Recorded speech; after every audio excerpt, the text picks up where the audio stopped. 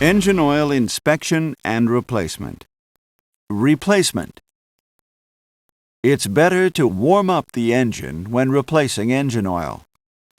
Have a suitable oil catch ready and remove the drain bolt.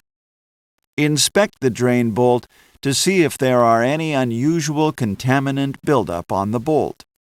If a large amount of metal particles is stuck to the drain bolt, there may be a serious problem with the engine.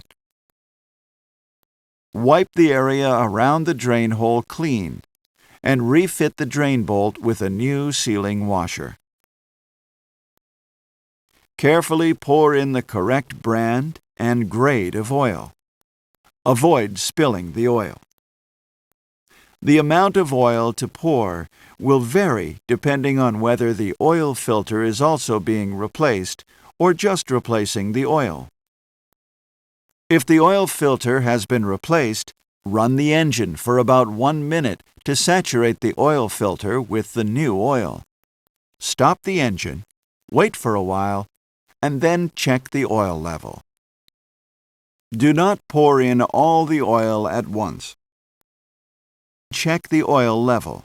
The oil level should be between the upper and lower level marks. If it's already near the upper level mark, care should be taken not to put in too much oil. Add a small amount of oil at a time, and check the oil level each time. Repeat this process until oil on the dipstick reaches the upper level. When the dipstick shows that the engine is filled up, close the oil filler cap. Run the engine for a few minutes and stop it.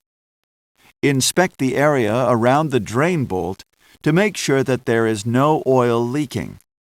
Wait for a few minutes, and then recheck the oil level for the last time.